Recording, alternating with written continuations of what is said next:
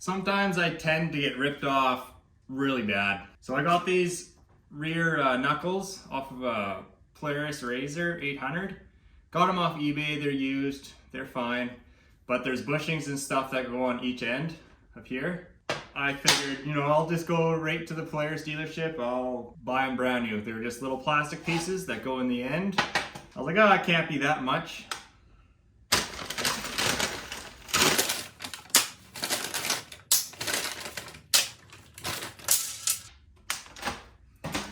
So, these go on the inside of there. Can you guess how much they were?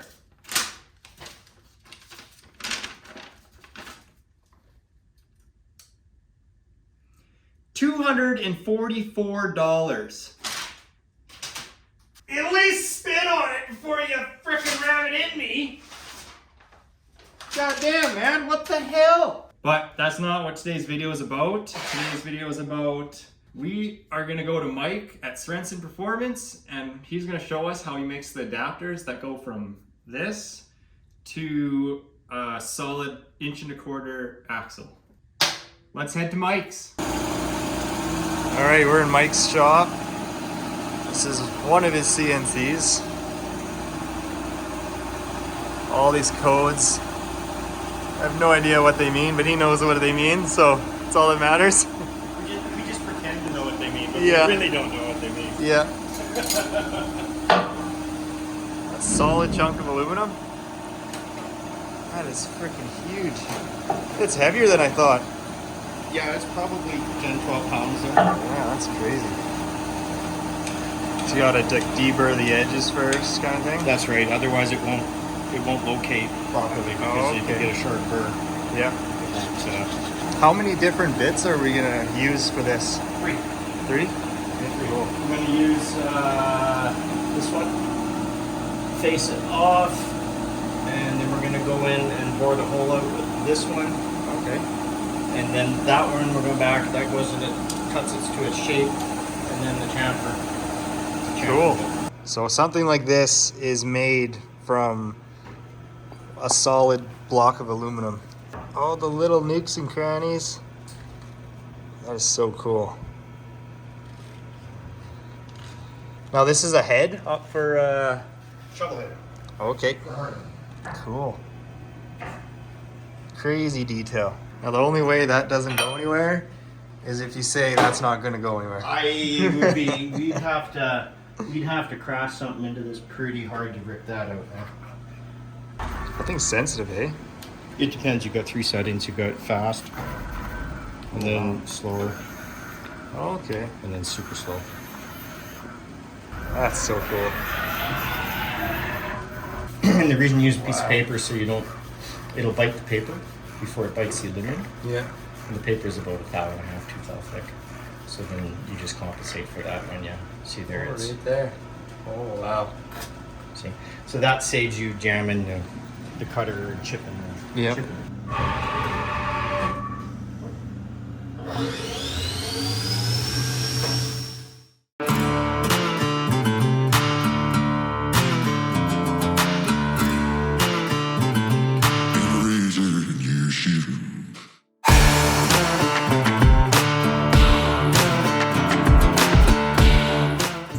Smooth as a baby's ass. That's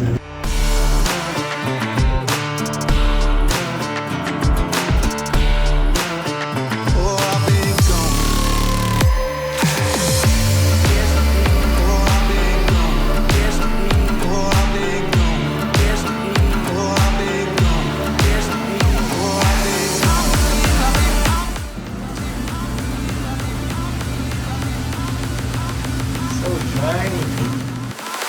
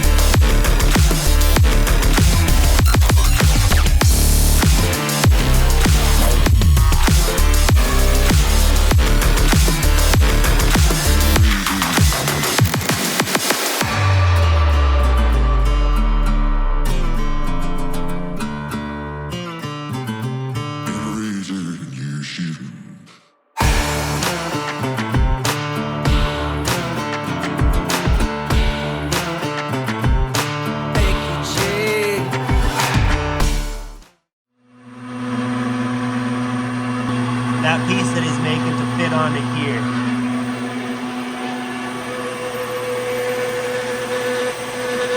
Oh, that's awesome. There we go. Like a glove. Like a glove. Now we'll dress up the other one, I guess. Perfect. So that fits on there perfectly. So now we just have to drill and tap those holes and we're good to go.